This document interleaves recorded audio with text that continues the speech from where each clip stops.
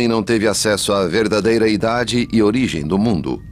Mas nos últimos 200 anos isso vem mudando. Escócia, costa de Edimburgo. Foi aqui em um dia de 1788 que a descoberta de um afloramento rochoso causou viravolta na história da Terra.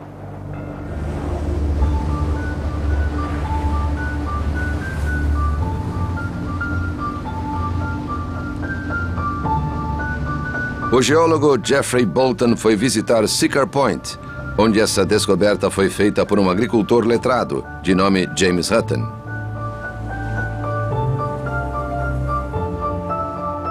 Hutton se tornaria o pai da moderna geologia.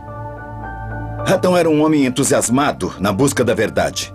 Uma mente inquisitiva, quando herdou as terras do pai, achou, meio enterradas, algumas rochas e ficou muito intrigado. Hutton passou anos tentando entender como surgiram as pedras na Terra e fez inúmeras expedições por toda a Escócia. Elas o fizeram entender que só um processo extremamente lento desenvolveria camadas de sedimento superpostas.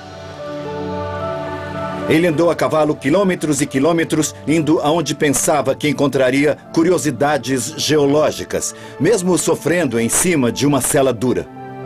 Hutton concluiu que a rocha levava milhares de anos para se formar.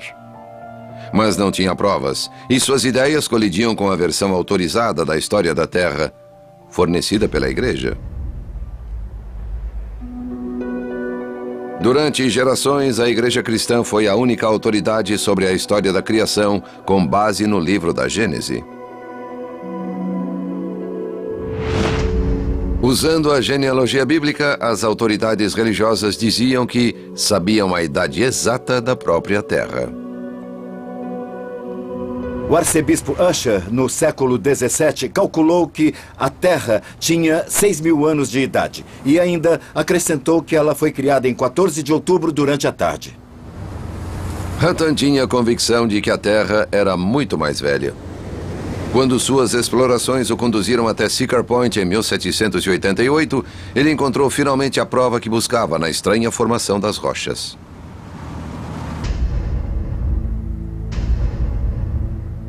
Não se trata apenas de pedras velhas.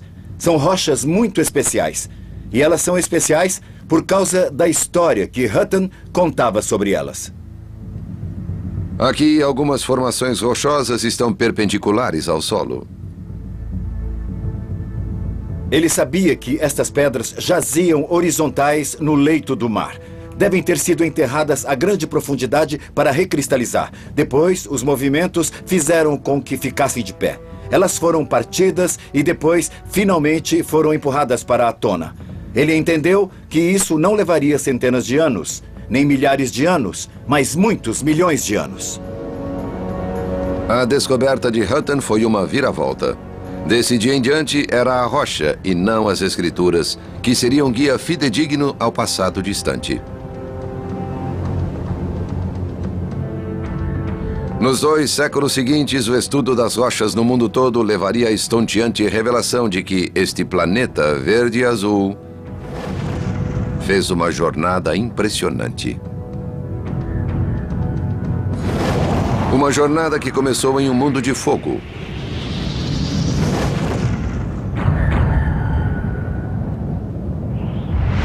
Hoje acredita-se que a Terra se formou pela colisão dos inúmeros meteoros que fustigavam o sistema solar.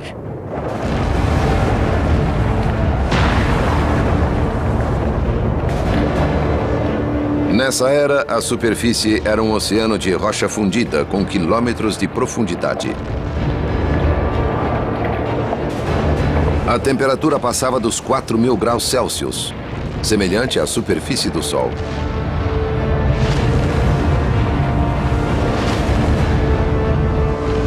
Enormes meteoritos choviam sobre a Terra, fustigando-a incansavelmente.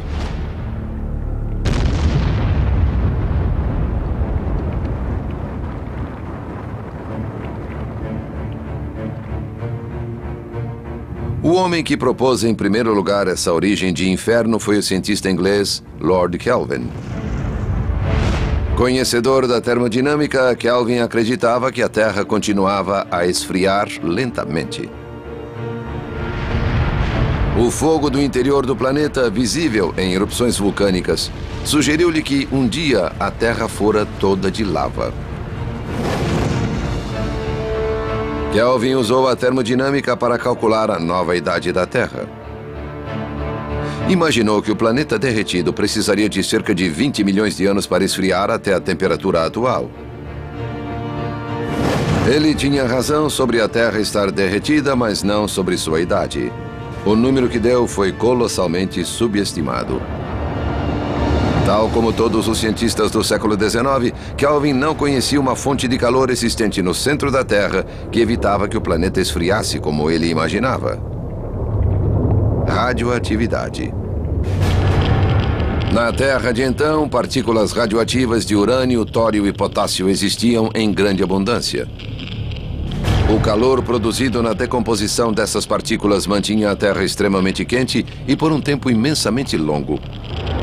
Embora tais partículas confundissem os cálculos de Kelvin, elas seriam a chave para descobrir a verdadeira idade da Terra. No século XX, algumas partículas sobreviventes de urânio radioativo foram utilizadas para criar a primeira arma atômica. Mas antes, os cientistas haviam descoberto uma aplicação diferente, usando essas partículas para precisar o nascimento do planeta. Em 1911, um talentoso estudante de geologia chamado Arthur Holmes usou a radiação para revolucionar nosso conhecimento de história. Depois de Holmes, passou-se a falar em bilhões e não milhões de anos. A datação radiométrica era bem simples em princípio. Baseava-se no fato de que os traços do elemento radioativo urânio decompunham-se em outro elemento, o chumbo. Tal como a areia passando por uma ampulheta durante milhões e milhões de anos em ritmo regular, uma partícula de urânio radioativo decompõe-se em chumbo. Medindo a proporção de urânio e chumbo em cristais presos em velhas rochas, Holmes pôde calcular sua idade com precisão. Coletar dados de amostras do mundo inteiro levaria toda a sua vida. À medida que Holmes envelhecia, a Terra ia ganhando mais anos. Seus cálculos chegaram primeiro a 1, depois a 3 e finalmente a 4,5 bilhões de anos. Hoje, 4,5 bilhões de anos ainda se aceita como a idade da Terra. Nessa inimaginável escala, o tempo é chamado pelos estudiosos de tempo profundo. É difícil imaginar a vastidão do tempo profundo, mas pense dessa maneira. Eis aqui um grãozinho de areia. Ele representa um ano, e o comprimento de meu dedo representa meu tempo de vida. Da ponta dos meus dedos ao cotovelo, chegaríamos aos pais peregrinos. A distância daqui até Rock Island e ali nos levaria ao tempo dos dinossauros. Se dessemos a volta até o Equador, seria o equivalente a voltar ao início da Terra 4 bilhões e meio de anos. A busca da idade da Terra terminara e o resultado abrira uma janela para o passado. Pela primeira vez, os cientistas podiam classificar as rochas em ordem, examinar a fundo o passado da Terra e contar sua história. Assim, descobriram provas de uma jornada épica com muitas viravoltas. Mas a etapa mais importante talvez tenha acontecido apenas 100 milhões de anos após o seu nascimento, quando o planeta se tornou um mundo aquático.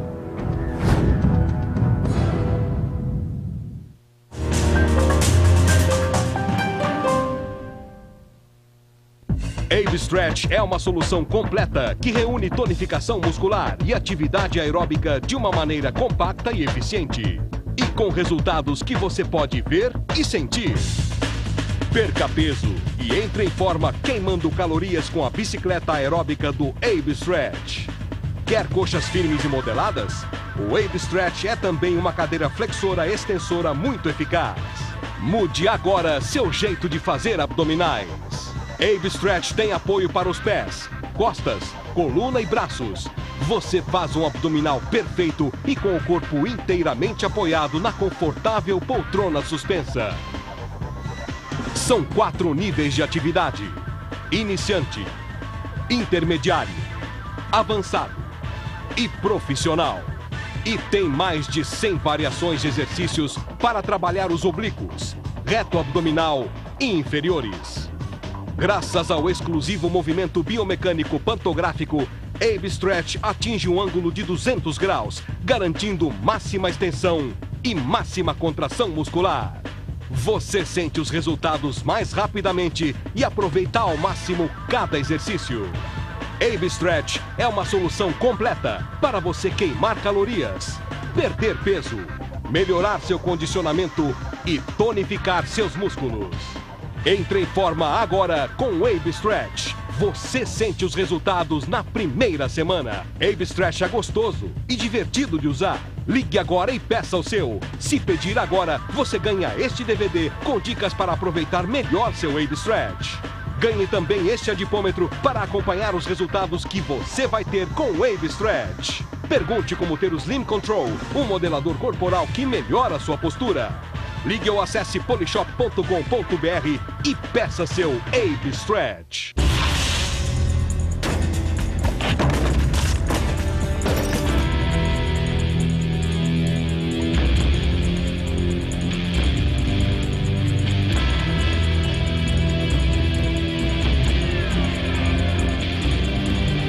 Atiradores Exímios. Programa especial de 2 horas.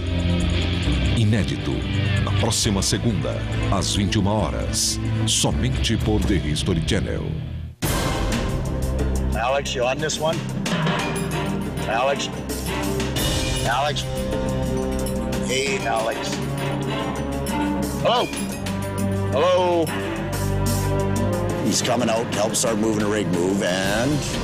don't know where he is. Late, lost, don't know. I've got some directions, so I think I know where I'm going. I look forward to it. Caminhoneiros do Gelo, segunda temporada. Nesta quinta, às 10 da noite. Somente por The History Channel. This is the perfect way to dice an onion. These vacuums are incredibly powerful. That's some strong. Fazendo história. Uma maravilha a cada momento. Maravilhas modernas. De segunda a sexta, às 20 horas. Somente por The History Channel.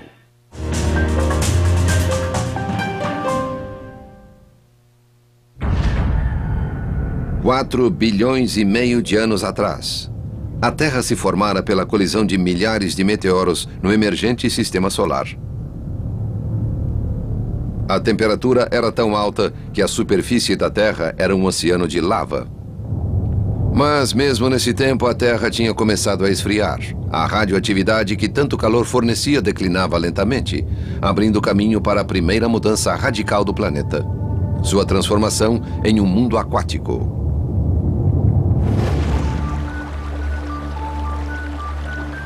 Montes Barberton, África do Sul.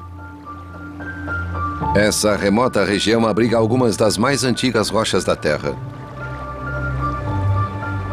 O geólogo Gary Stevens foi procurar essas raríssimas e milenares sobreviventes dos primórdios da Terra, cujo formato único pode nos contar uma história.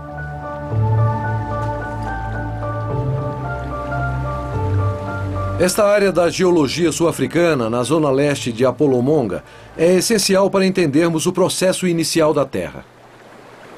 A erosão gradual ao longo das fendas e fissuras ocasionalmente expunha essas rochas primevas. Aqui temos uma rocha interessante. O formato arredondado desta pedra aqui é muito diferente das formas arredondadas das outras pedras do rio.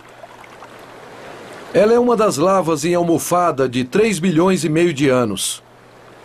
A forma arredondada em rocha é resultado da lava que se formou sob a água, no oceano, há cerca de 3,5 bilhões de anos. Lavas em almofada ainda aparecem hoje na costa do Havaí, onde há vulcões ativos no leito do oceano. Esse formato único de lava constrói-se apenas quando ela se solidifica em águas profundas. Todas as rochas encontradas do período de 3,5 bilhões de anos são lavas em almofada. Quando o planeta contava com 1 bilhão de anos, a água o recobria. Mas os geólogos acreditam que já havia água muito tempo antes. 4,4 bilhões de anos atrás, a Terra tinha 100 milhões de anos.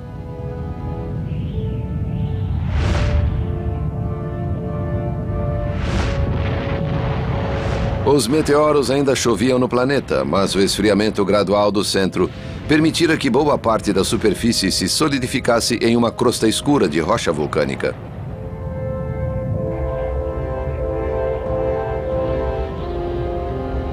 Mesmo nesse estágio primário, a água já se formava na superfície. Nenhuma rocha existe desse primeiro período, mas ficaram pequenos cristais de zircônio. O zircônio com urânio é um dos cristais que ajudam a datar a Terra. Mas esses cristais também podem reter a marca de moléculas de água. Tais marcas encontram-se nos zircônios mais antigos.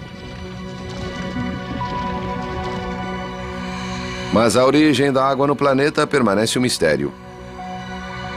À medida que a Terra esfriava, as rochas da superfície exalavam toneladas de dióxido de carbono.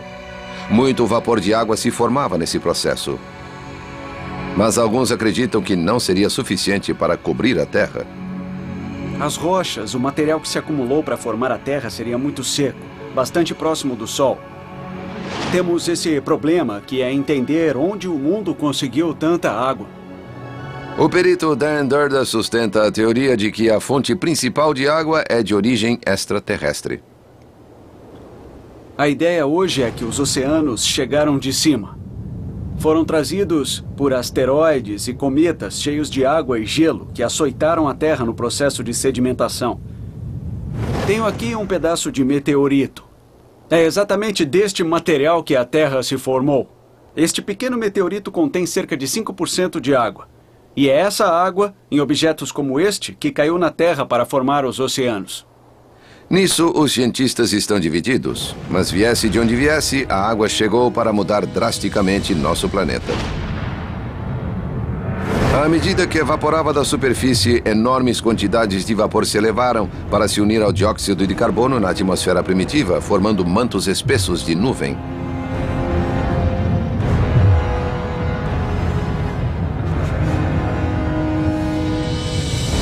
Essa água em condensação causaria a maior tempestade que o mundo jamais conheceu.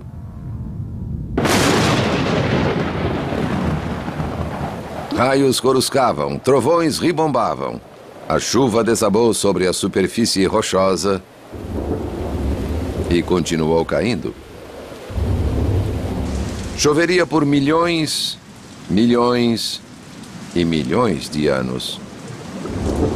O resultado foi um mundo aquático.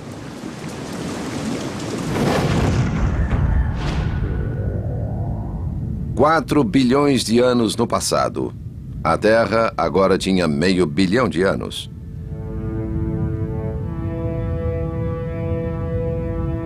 Mais de 90% da superfície transformara-se em um único oceano. Pequenas ilhas vulcânicas brotavam das águas. O imenso mar, muito rico em ferro, ganhou acentuada cor verde-oliva. O dióxido de carbono pairava espesso no ar, avermelhando o céu. A densa atmosfera exercia pressão suficiente para esmagar um ser humano. E fazia calor.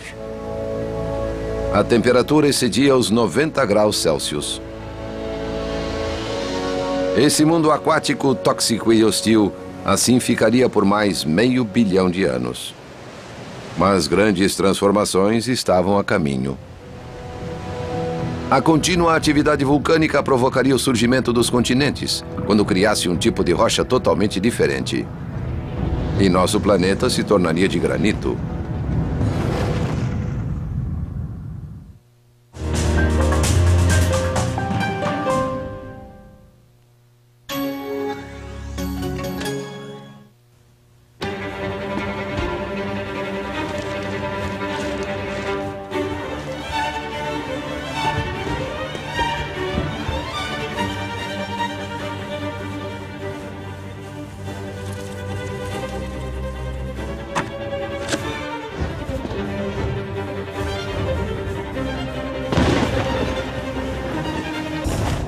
you know.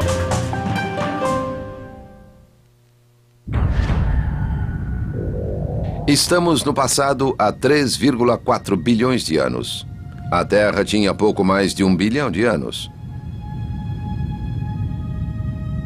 O imenso Oceano Verde continuava a dominar.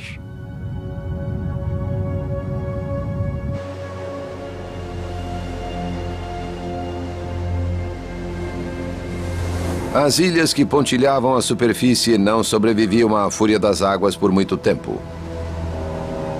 Mas tudo isso estava prestes a mudar. A atividade vulcânica submersa recrudesceu e iria criar uma rocha mais robusta, que por sua vez seria o berço dos continentes. Em áreas esparsas do globo, os núcleos primitivos dos primeiros continentes brotaram das águas. Sul da África. O geólogo Gary Stevens veio examinar as mais antigas rochas continentais da Terra. Estas são rochas especiais. Isto é um antigo granito e ele forma o núcleo do mais velho continente do mundo. Localiza-se na área de Burburton, no sul da África. Esses afloramentos erodidos são os picos do que se conhece como o Craton Kaapvaal, uma massa titânica de granito que subjaz no sul da África remanescente do início da Terra. Há 3 bilhões e meio de anos, o granito começou a aparecer em toda parte. A eclosão do vulcanismo fraturou a crosta da Terra abaixo do oceano, permitindo que a água, passando pelas fendas, atingisse a lava incandescente. A mistura de água superaquecida e lava basáltica gerou uma nova rocha, o granito, que se ergueu das profundezas para formar a primeira crosta continental. Por isso o granito é tão importante, ele é leve. Esta pedra, rocha granítica, tem densidade menor que esta, rocha basáltica. A diferença de densidade entre essas duas pedras é maior que a diferença de densidade entre água e ar. Esta é uma típica rocha oceânica, do mar. Esta é típica de continentes. Os continentes são leves e flutuam. A crosta oceânica é mais densa e pesada. Ela literalmente boia no manto oceânico. A crosta granítica não só é leve como muito dura, o suficiente para suportar a força erosiva dos oceanos.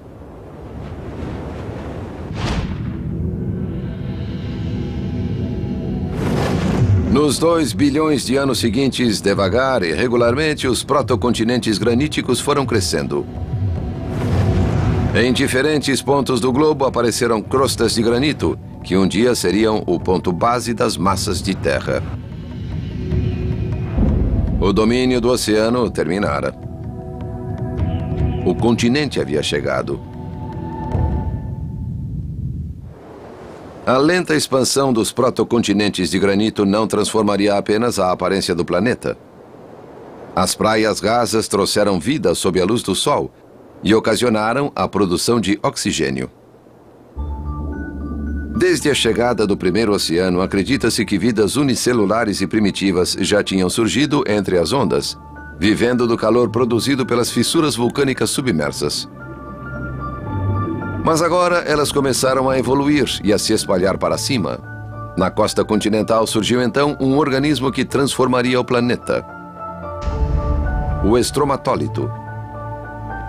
Estromatólitos só podiam viver com a luz do sol e encheriam a atmosfera de oxigênio. Esse organismo primitivo ainda pode ser encontrado.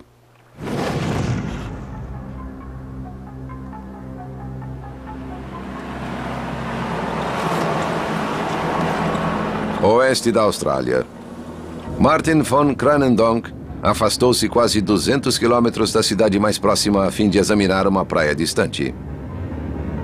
Estamos indo a um dos lugares mais incríveis do mundo, onde existem estromatólitos vivos, aqui em Shark Bay.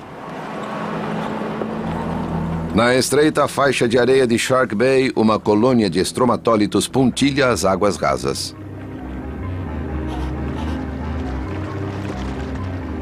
Cada montículo destes tem cerca de 60 centímetros de altura e 30 de largura.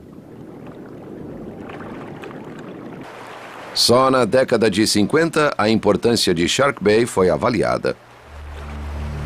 Depois de algumas expedições aqui, o geólogo australiano Philip Playford foi o primeiro a descobrir como se formam os estromatólitos. Ele identificou uma rara alga bacteriana que formava uma fina camada na superfície. Essa alga criava os próprios montículos. Estromatólitos são feitos de finas películas de micro-organismos que constroem devagar e sempre, camada após camada, ano após ano. Usam energia da luz para se alimentar e os dejetos produzidos precipitam-se em rocha. Outros geólogos reconheceram a importância da descoberta. O padrão visto em rochas de bilhões de anos era de fato estromatólitos fossilizados. Essa descoberta foi a centelha de uma revolução fóssil. Logo que souberam que esse tipo de estrutura era feita por organismos vivos, os cientistas mergulharam no estudo e terminaram descobrindo que a vida já ocupava o planeta Terra havia 3 bilhões e meio de anos. Esses são os ancestrais de tudo na Terra. Estamos conhecendo os avós dos avós dos avós dos avós dos avós de nossos avós. Os registros mostram que há 2 bilhões e meio de anos os estromatólitos floresceram em todo o globo. Todas as praias da Terra se pareciam com Shark Bay.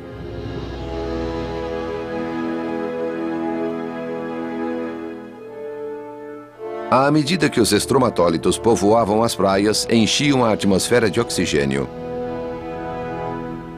O planeta Terra no Sistema Solar é o único com atmosfera composta de grande quantidade de oxigênio. Os geocientistas acreditam que o oxigênio veio somente a partir dos estromatólitos. As algas transformavam a luz do Sol em oxigênio, processo conhecido como fotossíntese. Em um período de 2 bilhões de anos, incontáveis gerações de estromatólitos bombearam trilhões e trilhões de toneladas de oxigênio. No início, o gás dissolvia-se no oceano, onde enferrujou bilhões de toneladas de ferro. Mas no fim, ele também invadiria a atmosfera e transformaria o planeta. A aparência da Terra havia se alterado totalmente. Quando o ferro deixou o oceano, este mudou de verde para azul. E quando o oxigênio subiu para a atmosfera, diluiu a espessa camada de dióxido de carbono, tornando-a clara.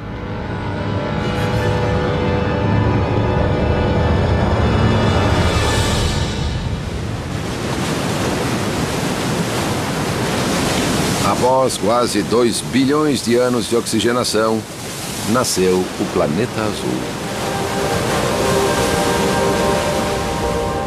A Terra tinha agora oceanos tão azuis quanto o céu.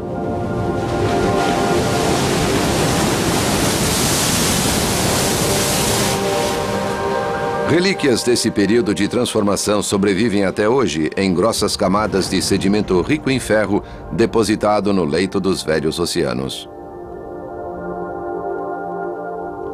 Espalhadas por todo o globo, as formações ferríferas bandadas, como foram chamadas, são vitais para a economia de hoje. E são a maior fonte do ferro minerado atualmente. Oxigenada, a Terra ficou quase igual à que nós conhecemos. Mas antes que se tornasse nosso lar, outro ciclo de eventos cataclísmicos aconteceria. No bilhão de anos que se seguiria, movimentos profundos rachariam a crosta. A vida, que mal havia começado, ainda enfrentaria uma terrível provação.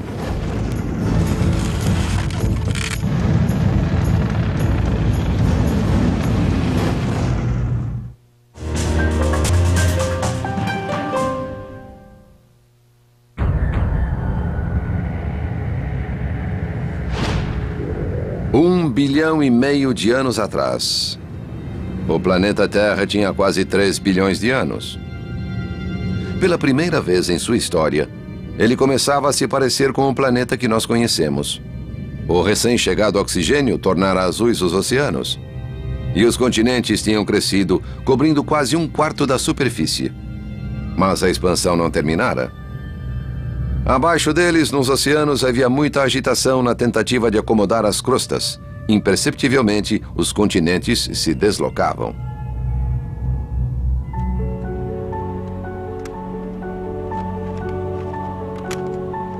Mark McManaman é estudioso de tectônica de placas, ou o estudo do movimento continental. Até a década de 60, essa era uma ciência radical.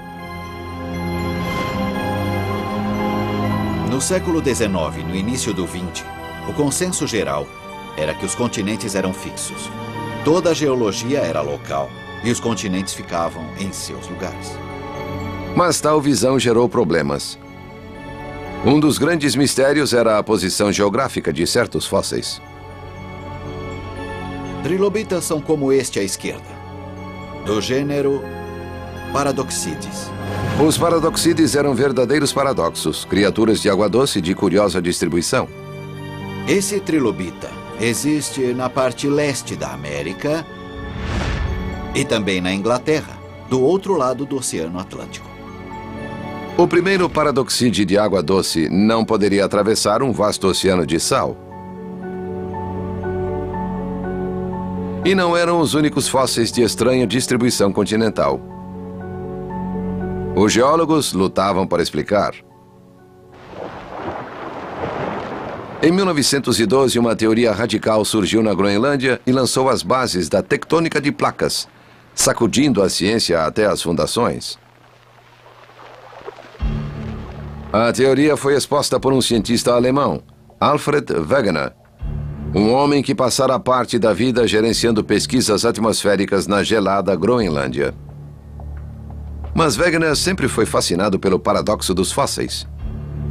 E de repente anunciou que a resposta estava diante de todos.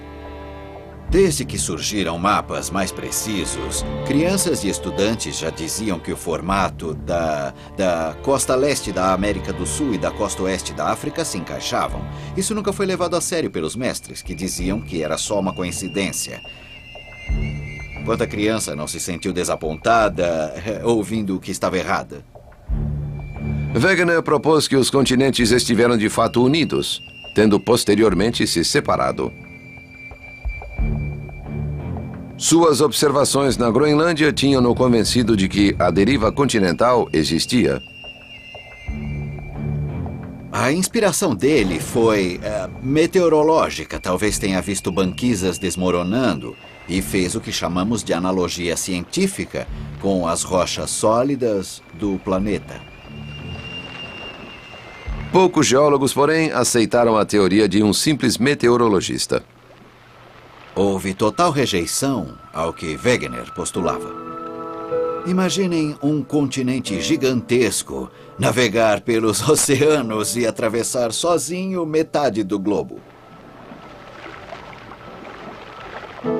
Durante toda a vida, Wegener lutou para conseguir provas dessa teoria, mas suas tentativas acabaram levando-o para a morte. Em 1930, sua última expedição à Groenlândia terminou em tragédia, quando ele se perdeu em uma nevasca. Numa situação dessas, em uma geleira, é difícil achar o caminho. Estando separado do acampamento e dos companheiros da expedição, ele se perdeu e morreu congelado. Wegener morrera, mas a teoria da deriva continental está bem viva. A viravolta aconteceu quando a Marinha Americana publicou um mapa global do leito oceânico, encomendado pelo governo durante a Segunda Grande Guerra. E foi esse mapa que revelou um dos maiores segredos da Terra. A rede fraturada de vulcões submersos ergueu-se em ilhas e ilhotas que dividiram os oceanos com enormes placas de crosta. Tais placas levaram à criação da chamada tectônica de placas. Esses movimentos deram a explicação da deriva continental e provaram que o leito oceânico vive em contínua reciclagem. A tectônica de placas baseia-se totalmente na destruição do antigo e na criação do novo. Muito abaixo da superfície da água, a rocha encontra-se em contínuo movimento circular, acompanhando correntes quentes convectivas geradas no seio do planeta. Onde tais correntes se erguem, formam-se fissuras, e as placas são empurradas enquanto o novo manto de água ocupa seu lugar.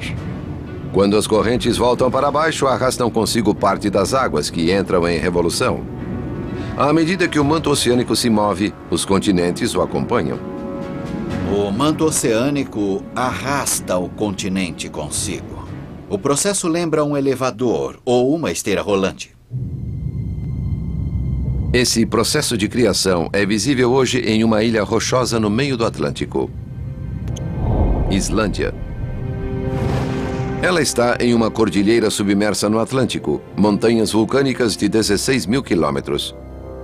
Elas marcam uma das mais profundas fendas da crosta terrestre. A Islândia é de fato o pico dessa cadeia. É como um grande vulcão achatado na ponta.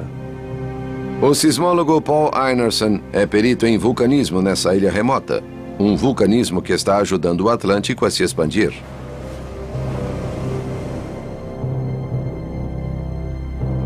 Ocasionalmente, um tipo incomum de erupção vulcânica nessa ilha confirma o processo da tectônica de placas. A erupção de fissura. Ela forma uma muralha de fogo.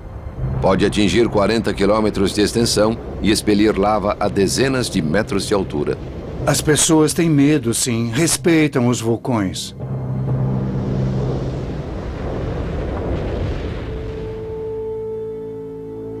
As fissuras marcam o caminho da profunda fronteira que está criando o Atlântico. Ao longo da ilha, de nordeste a sudoeste, acham-se vestígios de tais erupções, cicatrizando a paisagem rochosa com cânions. Esses cânions estão alargando a Islândia aos poucos.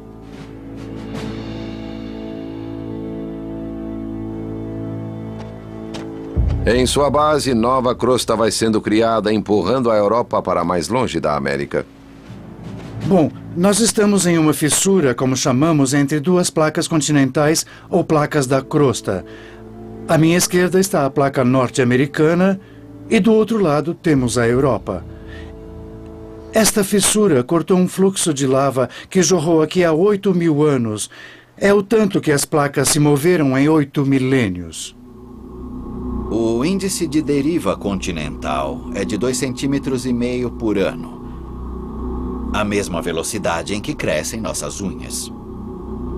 2,5 cm por ano. Significa que, uma vez em uma geração, a América e a Europa se afastarão menos de 2 metros. Mas após milhões de anos, essa velocidade foi suficiente para deslocar os continentes por milhares de quilômetros.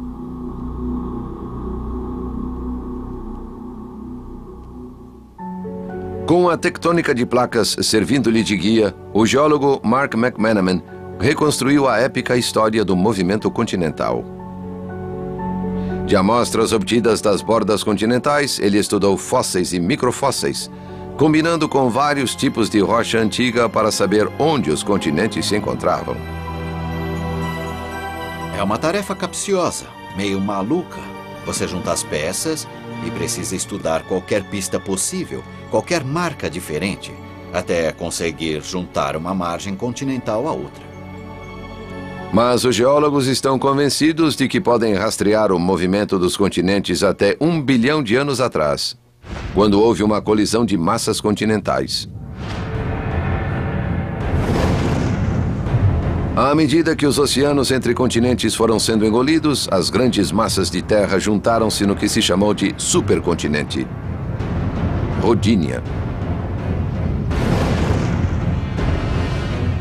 Acredita-se que o Canadá e os Estados Unidos formaram o coração do supercontinente, com outros fragmentos em volta. Mas Rodinia não se parecia com nenhum de nossos continentes. Era um lugar desolado e sem vida. Seria como viver no deserto. Era semelhante a certas zonas do Saara ou do Vale da Morte. Não havia plantas, nem florestas, nem pradarias. Rodinia deve ter sido um continente estéril.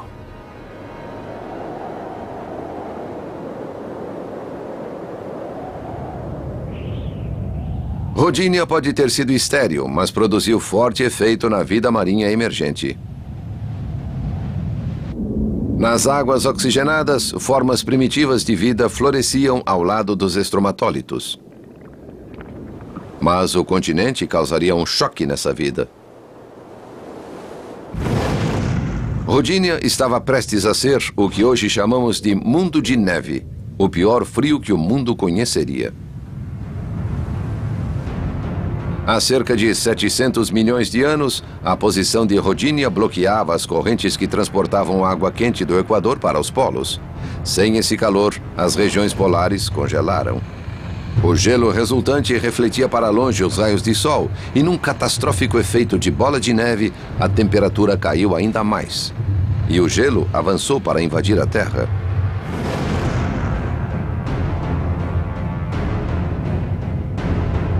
Na superfície, a temperatura média era de 40 graus abaixo de zero. Os oceanos ganharam um cobertor de gelo de mais de 1 quilômetro de espessura. A única vida na Terra, bactérias marinhas e algas, ficaram presas abaixo do gelo e na escuridão. O resultado foi desastroso. Com exceção de alguns poucos, os organismos foram extintos. O planeta todo estava morrendo.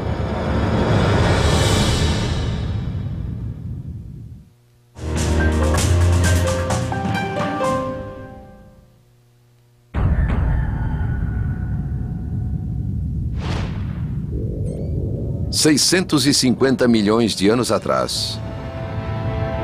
A mudança do clima ocasionada pela formação de Rodinia fez com que a Terra ganhasse uma capa de gelo de mais de 1 quilômetro de espessura. A temperatura flutuava perto dos 40 graus Celsius negativos. A única vida no planeta era de organismos marinhos, que quase se extinguiram. O futuro da vida na Terra estava em perigo.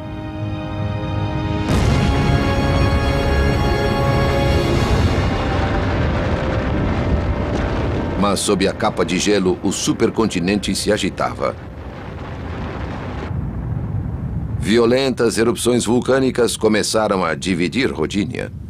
O acúmulo de intenso calor na base do supercontinente foi o que o fez se dividir. Era como pôr um cobertor sobre a Terra. O calor assim gerado em seu interior acumulava-se sob o cobertor. Esse calor decretaria o fim do mundo de neve. À medida que Rodinia se dividia, o dióxido de carbono liberado pelas erupções criava o efeito estufa. A capa de neve recuou. Rodinia se partira em grandes pedaços. E as garras do gelo afastaram-se da vida que existia. À medida que se formavam mares em torno do despertar de Rodinia e crescia o nível de oxigênio, os organismos primitivos sentiram-se livres para dar o passo seguinte. Tornaram-se complexos e muito mais perigosos. Montanhas rochosas. Essa remota cordilheira abriga um raro registro desse evento na evolução da vida. A chamada explosão cambriana. Pela primeira vez na história da vida terrestre, surgiram grandes níveis de oxigênio desde que a Terra se formou. A vida desabrochou. Surgiram animais diferentes de tudo o que houvera antes. O paleontólogo Paul McNeil escalou um alto sítio arqueológico chamado Burgess Shale. Os incríveis fósseis desse sítio são uma janela para o mundo, tal como era há mais de 500 anos. Pergunte a todos os que estudam a história da vida. A concordância unânime é que este é um dos sítios mais importantes do mundo.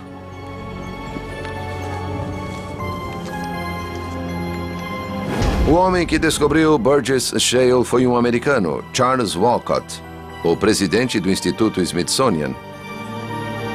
Esse caçador fanático de fósseis, que nasceu na pobreza, conheceu o sonho americano. Armado apenas com o diploma do ginásio, foi abrindo caminho até o pico da comunidade científica. Foi sua dedicação às expedições de busca nas mais remotas montanhas da América do Norte que o levariam ao Grande Prêmio. Este é o lugar exato onde o Walcott fez, por acaso, a incrível descoberta. Diz a lenda que em 31 de agosto de 1909, ele viajava aqui a cavalo com a mulher, numa tempestade de neve. De repente, uma grande pedra deslizou, bloqueando o caminho. Não havia como passar. Sendo um cavalheiro, como todos os paleontólogos são, ele apeou do cavalo, virou a enorme pedra e achou um fóssil incrivelmente bem preservado. Estava caído na trilha. De onde veio aquilo? Pois caiu lá de cima.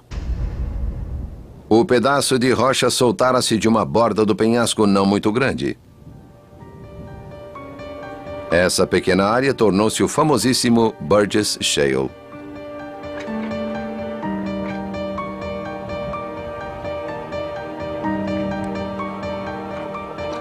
Walcott, com a ajuda da família, extraiu dali mais de 60 mil fósseis. Desde então, mais 100 mil fósseis foram achados e tirados dessa rocha miraculosa. Extrair fósseis dessa montanha requer tremenda disposição para quebrar a espinha. Mas também é gratificante porque quando você fende a rocha, não sabe o que vai encontrar. Muitas vezes não encontra nada, mas de vez em quando acha um bichinho que nunca foi visto e que resolveu aparecer depois de 500 milhões de anos. Os milhares de fósseis encontrados em Burgess Shale revelam que há 500 milhões de anos a vida explodiu com estonteante diversidade e complexidade. O estado desses fósseis é realmente incrível. Estão preservados nas 3 dimensões. Podemos examinar de todos os lados. Ver os órgãos internos, remover órgãos, estudar o trato digestivo. A preservação é fantástica.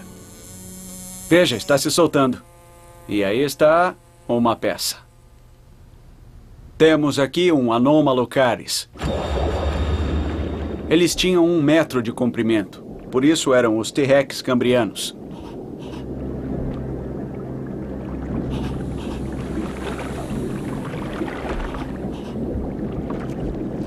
Nos mares cambrianos, os baixios, ricos de oxigênio, fervilhavam de criaturas estranhas.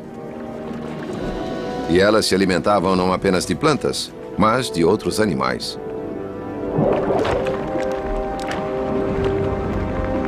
O Cambriano é um período especial na história da vida. Havia diferentes tipos de animais, havia mais do que em toda a história da vida na Terra. Dessa época em diante começou a corrida biológica de sobrevivência. Os animais se tornariam cada vez mais complexos, desenvolvendo esqueletos, exoesqueletos, olhos e dentes. O animal predador chegara à Terra.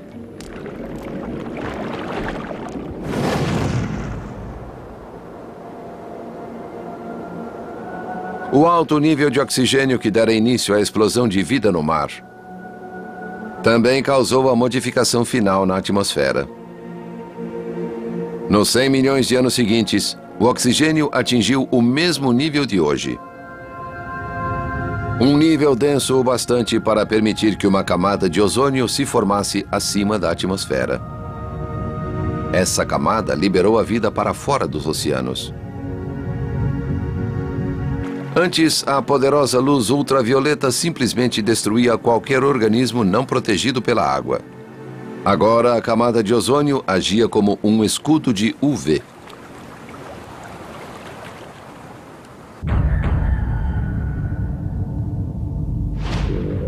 Há 400 milhões de anos atrás, a Terra tinha mais de 4 bilhões de anos. Nos 100 milhões de anos seguintes, os continentes mais uma vez se aproximariam.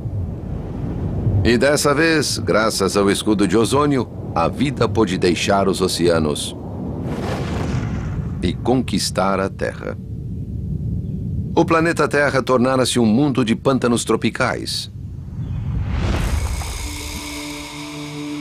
Geórgia, Estados Unidos. Pântano de Okefenokee. O Okefenokee é o que considero uma cópia, ou melhor, uma analogia moderna, por ser bem semelhante aos pântanos que existiram na Terra no passado. Fred Rich é estudioso de pântanos pré-históricos. Geólogos como ele acreditam que este pântano se assemelha aos da superfície dos continentes há 300 milhões de anos, no período conhecido como Carbonífero. O período Carbonífero foi diferente porque foi o primeiro na história da Terra em que grandes plantas ocuparam sua superfície. Tinham 12, 15, 20 metros de altura. Criavam matas densas, com espetacular dossel, e também com uma atmosfera úmida de selva que era uma coisa inteiramente nova na face da Terra.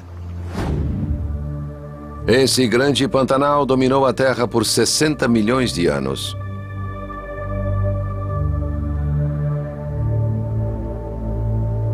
Os indícios estão presentes em todos os continentes na forma de carvão.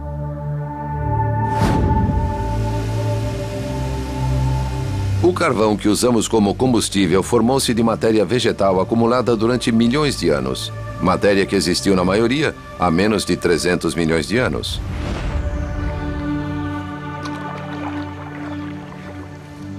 Formou-se devido à maneira única com que a água do pântano se decompõe.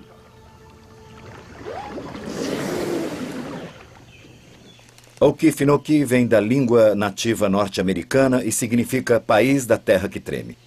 Não é fácil andar no pântano, porque o fundo é formado por restos de plantas encharcadas. A água doce evita que a vegetação se decomponha, permitindo que ela se acumule com o tempo. Aqui embaixo existe um solo bem diferente do que existe no seu quintal. O solo que vemos aqui é a vegetação que se acumulou no último ano, talvez nos últimos 5 anos. São folhas, caules, galhos. Ainda há muita água neles. Mas se este material aqui sofrer uma tremenda pressão e ele for superaquecido por camadas de rocha, ficando enterrado por milhões de anos, tudo acaba se transformando nisto. Esta peça de carvão betuminoso tem cerca de 200 milhões de anos. Enquanto as plantas mortas se transformavam em carvão, as águas rasas que cercavam os continentes preservavam milhões de organismos marinhos também mortos.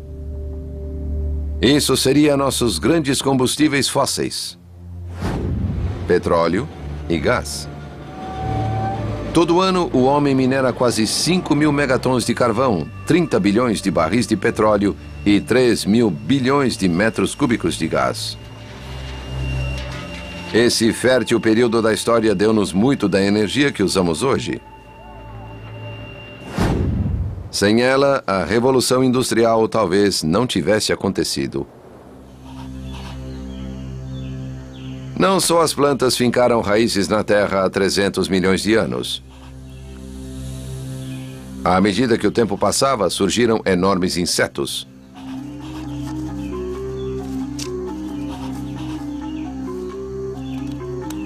Os predadores anfíbios e, finalmente, os primeiros répteis deixaram o mar para dar os primeiros passos nas praias e pântanos. A costa leste americana fervilhava de monstros. Centopeias de 2 metros na terra, libélulas de 60 centímetros no ar e protocrocodilos patrulhando as águas. O mundo tinha 4,2 bilhões de anos. Pela primeira vez, a superfície acolhia uma biosfera completa e moderna.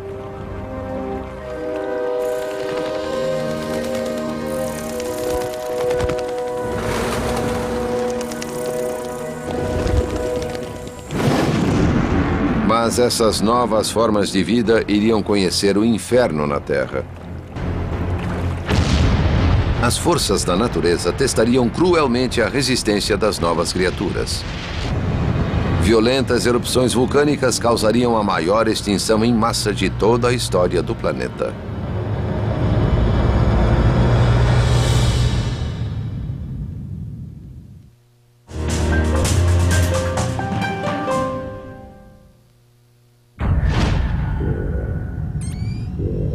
$250 milhões de anos atrás. Durante milhões de anos, a vida na superfície da Terra enfrentara inúmeros desafios de sobrevivência. mas nada igual ao que estava prestes a vir.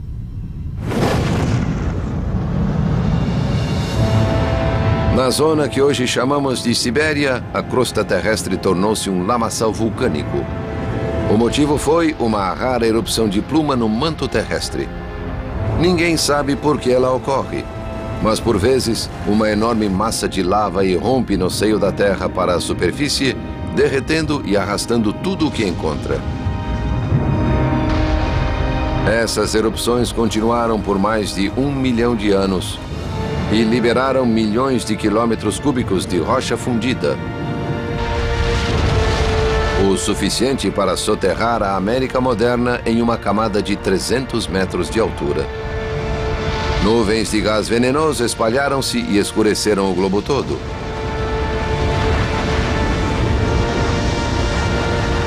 Foi demais para a maioria das espécies. Mais de 95% chegaram à extinção.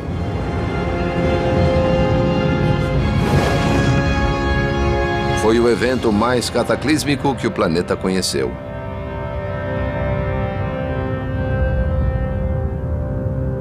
O planeta que emergiu desse caos tinha mudado bastante.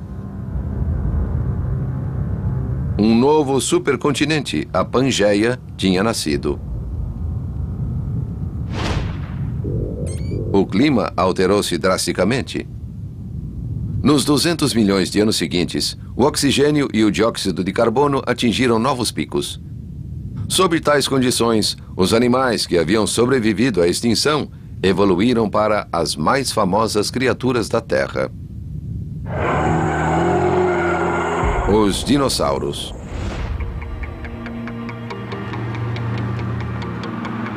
Utah, Estados Unidos. O paleontólogo Rhys Barrick é caçador de dinossauros. Neste esquecido canto do oeste americano, as rochas contêm muitos de seus ossos. Quase 1/3 da história da vida no planeta foi dominada por dinossauros.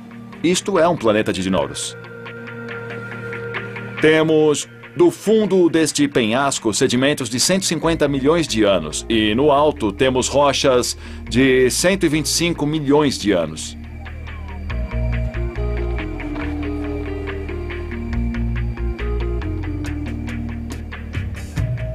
Como vai indo, Barb? Muito bem. Achou alguma coisa? Pedras e fragmentos interessantes. Já é um bom começo. Comparados com criaturas modernas, os dinossauros eram gigantes. O mamífero de hoje é, em média, menor que um cachorro. O dinossauro, em média, era maior que um urso pardo.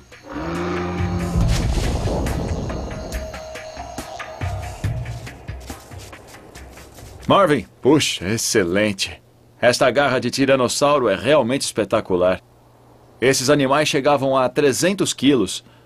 Mais ou menos do tamanho de um daqueles lutadores de sumô.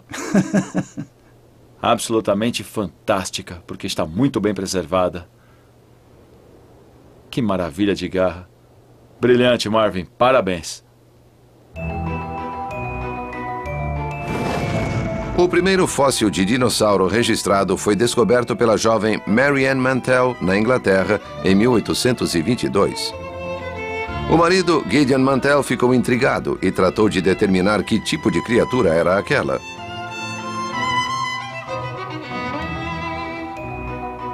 Ele nunca vira nada parecido.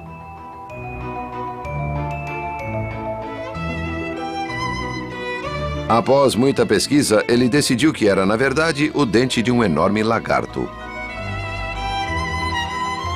Ele batizou a fera de Iguanodon, pois achou que se parecia com um iguana. Algumas décadas depois, na Europa e nos Estados Unidos, surgiram muitos ossos e dentes. Dada a real semelhança com lagartos, cunharam a palavra dinossauro, isto é, lagarto terrível.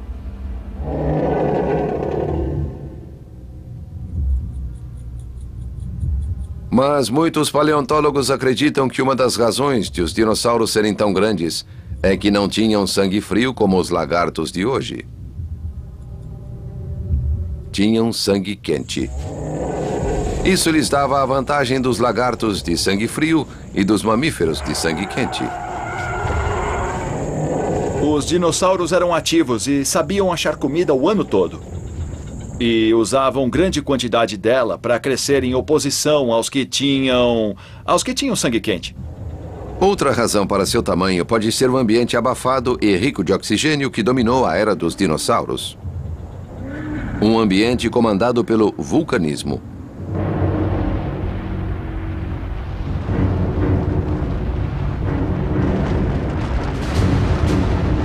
Começando há cerca de 180 milhões de anos, um grande surto de atividade vulcânica dividiu o supercontinente. Os fragmentos continentais iniciaram a longa jornada até ocupar a posição que ocupam hoje. América do Norte, América do Sul, África e Europa. Cada um seguiu seu caminho. O supercontinente Pangeia já não existia. Cada um dos novos continentes levaram consigo dinossauros. E o clima vulcânico, abafado e úmido, servia-lhes bem. Mas o aquecimento global foi crescendo. Os níveis de CO2 aumentaram mais de 500% e a temperatura disparou. A Terra era uma imensa estufa. Enormes florestas tropicais espalharam-se pelos continentes. A crescente quantidade de trópicos significava a existência de muita vegetação. Havia comida bastante para os dinossauros. Assim, eles não só se especializaram em vários tipos de vegetais, como também ficaram extremamente grandes. Muitos cientistas acreditam que, evoluindo por milhões de anos nesse mundo quente e rico de oxigênio, os dinossauros de sangue quente alcançaram aquele tamanho enorme. Então, os dinossauros teriam sido a resposta biológica a um planeta de superatividade vulcânica. Mas o tamanho não os salvaria do que estava por vir. Seu tempo na Terra terminaria com uma repentina e insustentável devastação.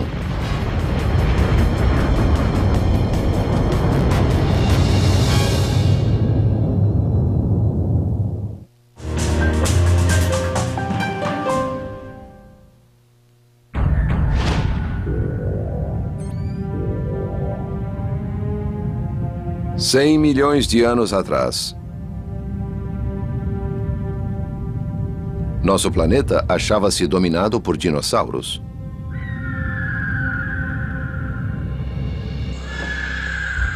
Animais monstruosos povoavam terra, mar e ar. Viviam em um mundo de vapores, causado pelo vulcanismo superativo. Antes que parasse, esse vulcanismo traria à superfície a mais bela e valiosa riqueza do mundo: diamantes.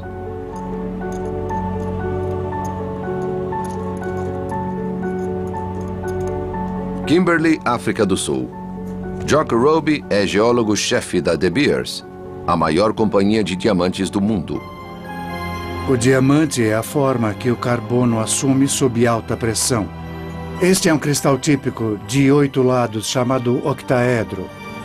Sem lapidar, vale $2.000 por quilate. Lapidado, de certo alcançaria $80.000. Durante milênios, os diamantes foram encontrados no mundo todo em bancos de areia fluviais. Mas sua fonte parecia um mistério. Só em 1869, quando uma enorme jazida foi descoberta na África do Sul, é que sua origem foi revelada. Os diamantes encontrados na área de Kimberley são especiais porque aqui, pela primeira vez, descobriram a rocha-fonte dessas pedras. Este é o fragmento de rocha minerada, a kimberlita. Vou virá-la e vocês verão um diamante. A rocha que abrigava os diamantes fora extraída de estranhas formações verticais. Os mineradores foram escavando e descobriram que os diamantes ficavam contidos em um pedaço de rocha semelhante a uma casquinha de sorvete, larga na superfície, de cor amarela e afunilando em ponta para baixo.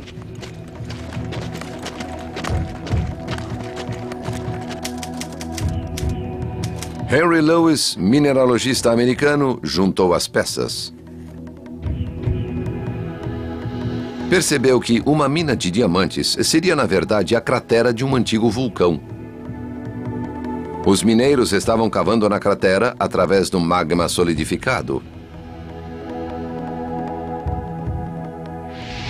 Mas esses não eram claramente vulcões comuns. Tinham profundidade muito maior, adentrando-se quase 2 quilômetros no seio do continente. A pressão extrema e a temperatura própria da profundidade provocaram a formação de diamantes. Estes só vêm à superfície após violentas comoções ou erupções. O magma cheio de diamantes explode para cima. Imaginem a força e o poder deste vulcão para abrir paredões retos como estes e explodir por mais de 5.000 metros, tal é a força deste vulcão.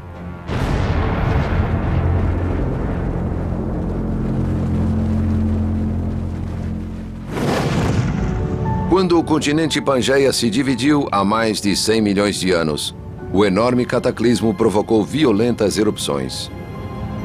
E já que divisões continentais são raras, também são raros os diamantes que elas trazem à superfície.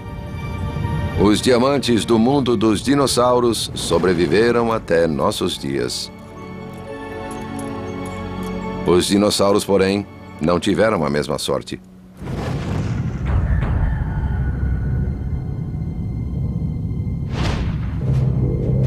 65 milhões de anos atrás. O planeta respirava.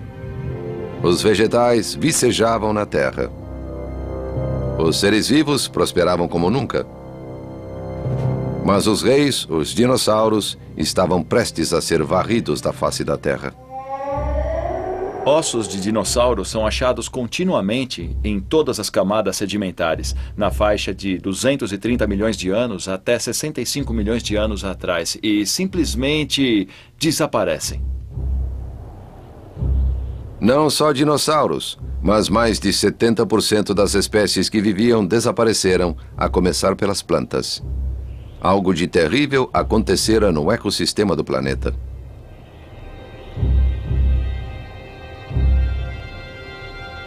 Essa extinção em massa permaneceu um mistério para gerações de paleontólogos.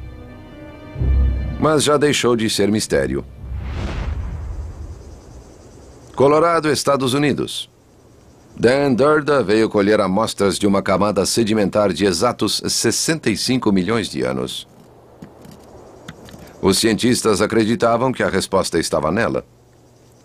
Para Durda, essa rocha indica que os dinossauros pereceram em uma repentina catástrofe astronômica. Os dinossauros e 75% das plantas e animais que viviam com eles. Isto aqui é o seu túmulo. Esta fina camada de argila é a prova cabal de uma catástrofe final na história da vida no planeta. A prova existente nessa rocha é a presença de enorme quantidade de um elemento raro, irídio. A notável concentração de irídio foi descoberta por acaso em 1980 por 2 cientistas, pai e filho, Luiz e Walter Álvares. Na Terra, o irídio é encontrado em pequenas concentrações. Grande parte desse elemento vem do espaço, depositado por milhares de pequenos meteoritos que se evaporam na atmosfera todo dia. Os Álvares procuravam variações na força desses meteoritos. Mas quando deram com essa enorme concentração na camada que chamamos de túmulo, eles propuseram uma teoria nova e radical sobre a extinção. A morte veio do céu. O planeta dos dinossauros fora atingido por um enorme meteoro. Essa teoria permaneceu controversa por mais de 10 anos, até que a última peça do quebra-cabeça foi descoberta no México. Uma cratera de mais de 150 quilômetros de diâmetro. Em 90, a cratera de Chicxulub foi descoberta. Calcularam sua idade, que era precisamente 65 milhões de anos. Em outras palavras, era a prova da teoria de Álvares. No mundo inteiro, a camada túmulo contém cerca de 200 mil toneladas de irídio. Isso significa um meteoro com mais de 40 quilômetros de diâmetro. O impacto no planeta foi, sem dúvida, devastador. Imagine o Monte Everest voando para cá, vindo do céu a 20 quilômetros por segundo.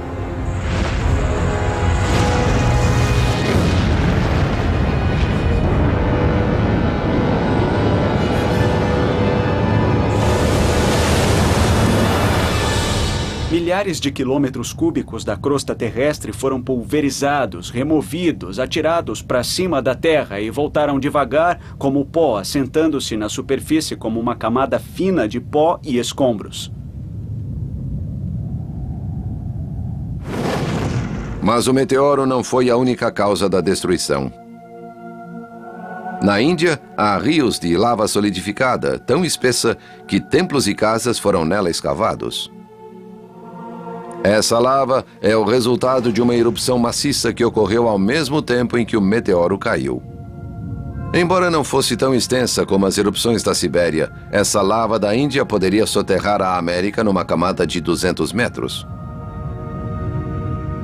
As grandes nuvens de poeira tóxica certamente contribuíram para a grande extinção. Há 65 milhões de anos, o impacto do meteoro e as erupções vulcânicas foram fatais. A combinação dessas duas catástrofes foi o dobre fúnebre para os dinossauros.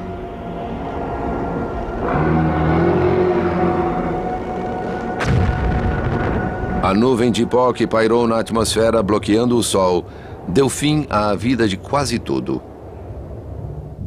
Os enormes dinossauros estavam extintos ao lado da maioria das espécies viventes. O mundo que viria depois seria o mundo dos mamíferos. E o mundo do homem.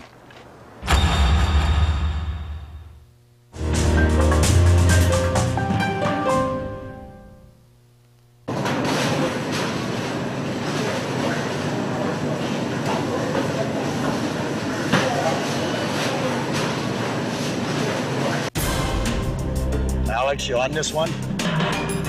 Alex? Alex? Hey, Alex. Hello? Hello? He's coming out to help start moving the rig move, and don't know where he is. Late, lost, don't know. I've got some directions, so I think I know where I'm going. I look forward to it. Minhoneiros do Gelo, segunda temporada. Nesta quinta, às 10 da noite, somente por The History Channel.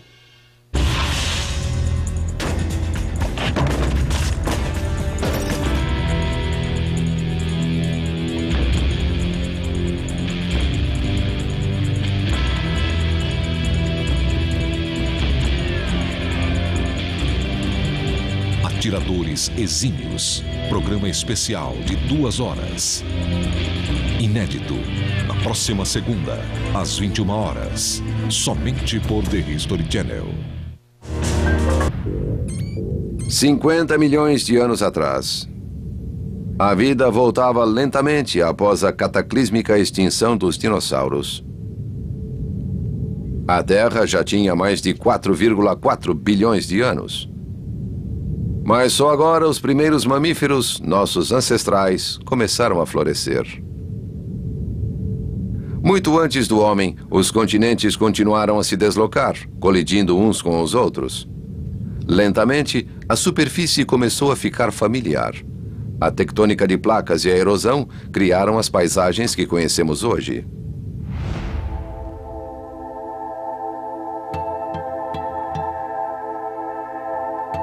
Alpes suíços. Algumas cadeias podem ser explicadas pela erupção vulcânica da rocha mais profunda. Mas as maiores, incluindo os Alpes, não têm vulcões. Parecem ter se elevado das planícies por artes da mágica. Essa cordilheira atravessa a Europa e chega a quase 5.000 metros acima do mar. Como essa enorme massa de rocha subiu tão alto?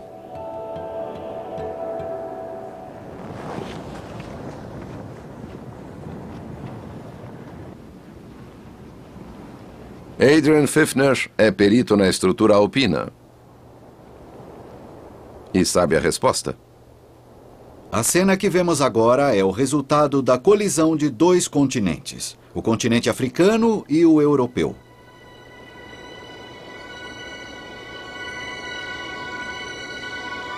Um estudo detalhado das rochas alpinas dão provas de como as montanhas se formaram. O segredo está em cristais de quartzo extremamente pequenos. Estas amostras têm 25 milésimos de 1 milímetro. Nessa espessura, você enxerga através do grão. Os pequeninos cristais de rocha revelam uma grande deformação. Os grãos de quartzo da rocha foram esticados, alongados e achatados. É preciso muita tensão para deformar essa rocha. Uma dessas tensões seria a colisão de duas placas continentais. Nos últimos 45 milhões de anos, à medida que os continentes se moviam, a placa africana e suas subplacas chocaram-se com a Europa. A crosta continental no ponto de colisão sofreu tremenda pressão. E a rocha foi entortada e retorcida. Imagine que minhas mãos são duas placas que espremem a rocha entre si. Veja que parte do material escapa para cima e forma uma pequena cadeia de montanhas. As dobras retorcidas de rocha ficaram expostas enquanto as montanhas lentamente eram espremidas para cima cada vez mais.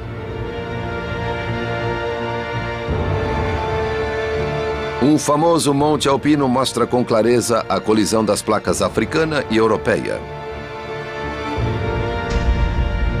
O Matterhorn. O Monte Matterhorn é filho dos dois continentes. O impressionante sobre este monte é que a pirâmide do topo é um pedaço da África, mas fica na Europa. Quando esse clássico monte se formou, as duas placas continentais se sobrepuseram. Imagine uma trombada. Dois carros que se chocam. Por vezes, um deles desliza sobre o outro. Assim, os dois continentes colidiram e a África deslizou para cima da Europa. A tectônica de placas é responsável por todas as cordilheiras do mundo. Nos milhões de anos de crescimento, a única coisa que impediu que elas atingissem as nuvens foi a erosão. Erosão do vento, da neve e da chuva. Esta é a ação da água, que vai erodindo as montanhas. Pode parecer muito pequenina, mas olhe os Alpes suíços. 50 milhões de toneladas são erodidas a cada ano. Isso corresponde a uma montanha de 1.000 metros de altura desaparecendo a cada ano.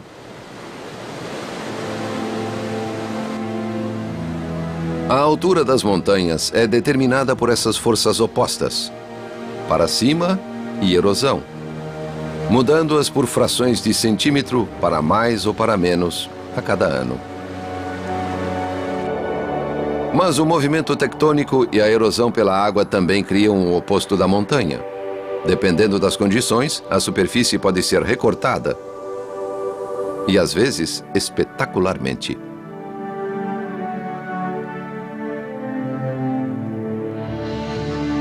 Grand Canyon.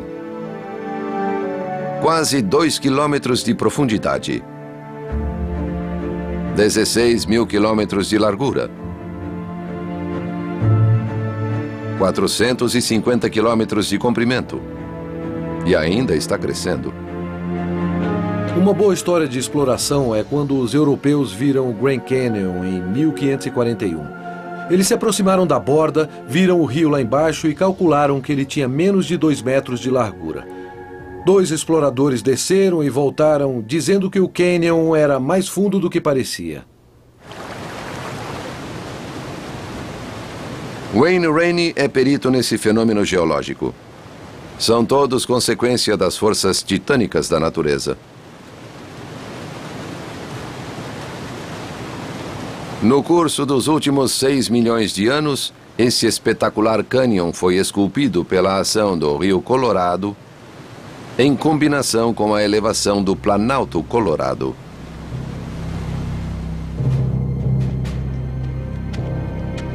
O processo da tectônica de placas tem empurrado todo o Planalto para cima.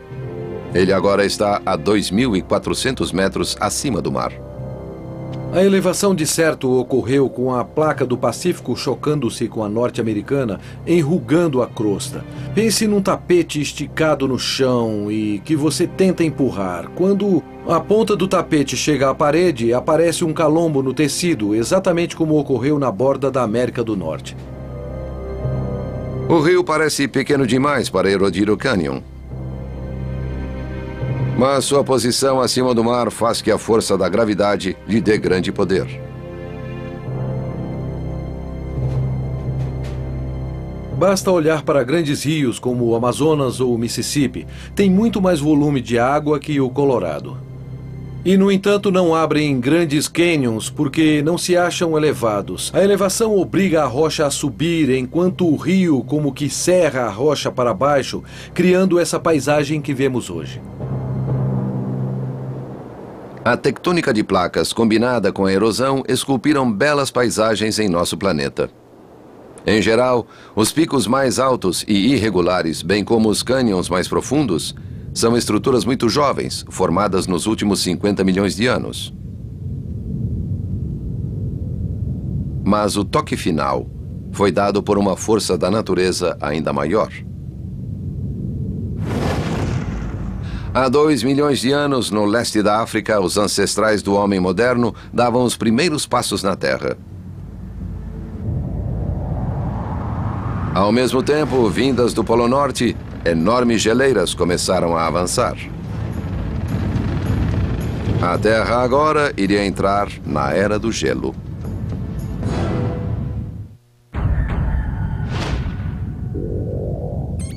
Dois milhões de anos atrás. Os ancestrais dos humanos já se espalhavam para fora da África. Mas a Terra começava a esfriar. Não tardou para o planeta ficar pontilhado de grandes geleiras. A Era do Gelo chegara. Tudo começou quando os vulcões do Panamá criaram a ponte de terra que unia a América do Norte à América do Sul, alterando radicalmente as correntes oceânicas. Os mares polares esfriaram ainda mais. O resultado foi a queda drástica da temperatura global, mergulhando nosso planeta na Era do Gelo, que duraria milhares de anos.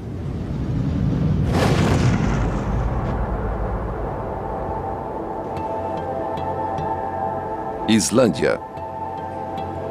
Glaciar de Longjoku. Nas partes mais frias e altas do planeta, o gelo ainda é soberano.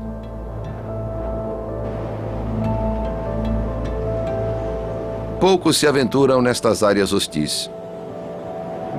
Mas o climatólogo Finnur Paulson trava batalhas regulares contra o frio.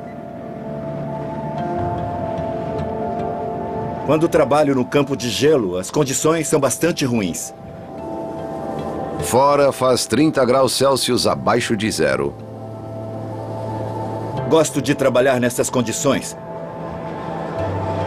A dificuldade é sempre um bom desafio. Finnur criou um registro do crescimento do gelo. No momento, ele tem mais de 900 quilômetros quadrados, o tamanho de Nova York. Embora pareça parado, na verdade ele está em contínuo movimento. A geleira se forma inicialmente por avalanches de montanhas. O gelo, compactado, é arrastado pela força da gravidade. As geleiras se deslocam em câmera lenta. Pense no gelo como um punhado de material macio, como pasta de dente. Ela escorre. Se você formar um monte de pasta de dente em um prato, ele começa a escorrer bem devagar e acaba escapando pelas bordas. Finnur e sua equipe verificam regularmente o crescimento do gelo.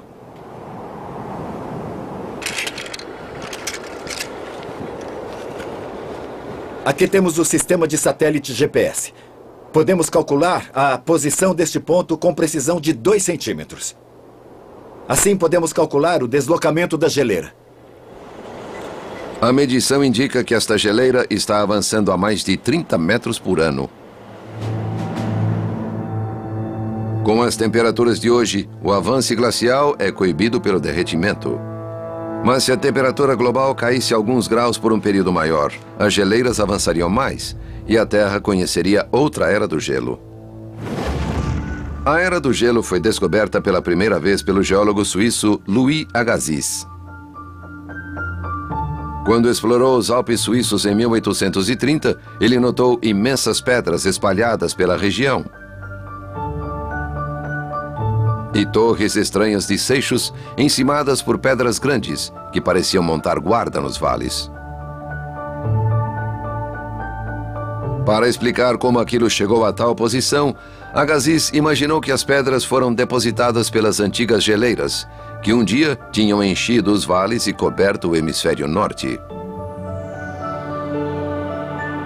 Inicialmente ridicularizada, a teoria de Agassiz acabou aceita, pois a história da Terra assinala que o gelo realmente cobriu os continentes em todo o planeta. E os indícios estão em toda parte.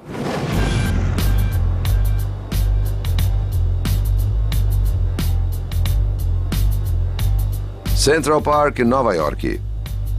Esse oásis verde no centro de Manhattan mostra a estrutura rochosa da ilha. Muitos afloramentos encontráveis contêm pegadas de geleiras.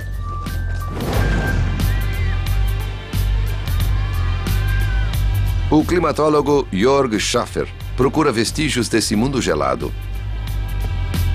Aqui tem uma coisa que muito nova-iorquino não sabe. Você vê a Era do Gelo se abrir os olhos. Olhando de perto, as pedras têm marcas paralelas e finas, com profundidade de frações de centímetro. Este ponto aqui onde estou é um dos mais impressionantes, pois prova que a Era do Gelo esteve aqui em Nova York.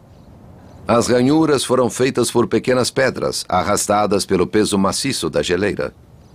As pedrinhas cortaram como faca afiada esta rocha dura. É uma prova irrefutável de que um enorme lençol de gelo avançava nesta direção, aqui, no meio de Nova York.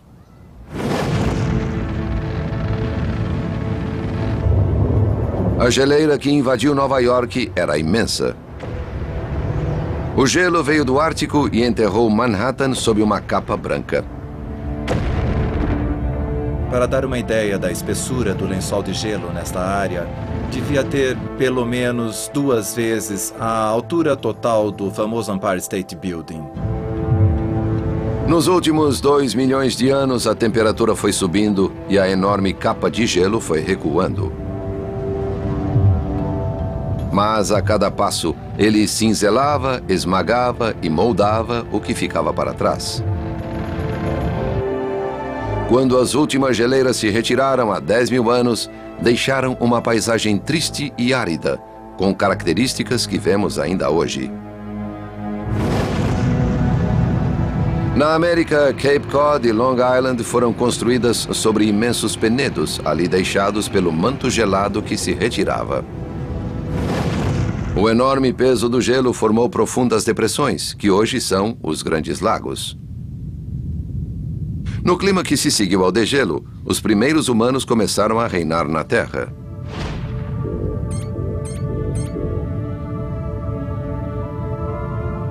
Nesse breve período, uma fração de 1% da história da Terra, a história inteira da civilização humana se desenvolveu. A engenhosidade humana remodelou nosso planeta. De nossa perspectiva, o que alcançamos foi arrebatador. Mas continuaremos a sobreviver e prosperar? O homem, com a tecnologia, dominou o planeta de modo mais completo do que qualquer animal de nossa história da vida. Mas nós o fizemos por um período muito curto e ainda temos muito a percorrer. Nos últimos 4,5 bilhões de anos, a Terra fez uma jornada épica e assombrosa. No curso de sua existência, o ambiente do planeta sofreu transformações drásticas.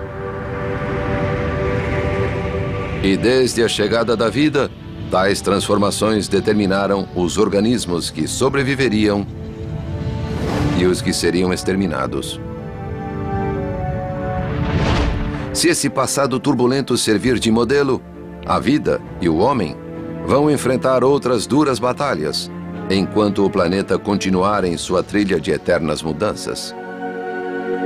A vida depende totalmente da Terra. O que a Terra nos dá é nosso motivo de vida. É difícil separar totalmente os processos de geologia e os processos de vida. A vida, por vezes, dirige a geologia, e a geologia cria o ambiente onde a vida floresce. Nosso primeiro grande desafio será o clima. No início do século XXI, estamos preocupados com o aquecimento global, mas a maioria dos cientistas admite que estamos no intervalo entre duas eras do gelo. Nossa civilização ocorreu em um breve período quente de 10 mil anos. Esse calor foi essencial para nós. De certo, não foi por acaso que a civilização se desenvolveu nesse período, pois o clima foi muito favorável para que nossa espécie pudesse florescer. O período que vivemos nesses 10 mil anos em termos de clima é excepcionalmente estável, inacreditavelmente estável se olharmos os registros geológicos. E não ficará assim para sempre. Mesmo que a indústria cause o aquecimento global nestes 2 séculos, ele não fará mais do que retardar o inevitável. A posição dos continentes, mantendo os polos gelados, indica que em 15 mil anos, uma nova era do gelo poderá ocorrer. A zona de Nova York sofrerá mudança total no próximo ciclo glacial. A certa altura, o gelo vai descer e levar Nova York para o Oceano Atlântico. Mesmo que sobrevivamos ao gelo, haverá outros desafios. À medida que a tectônica de placas empurre os continentes e ponha fim à era do gelo, as regiões costeiras serão engolidas, países inteiros desaparecerão.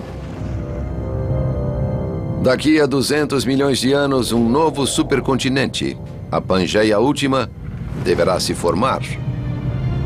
Quando primeiro o Mediterrâneo e depois o Oceano Atlântico forem engolidos.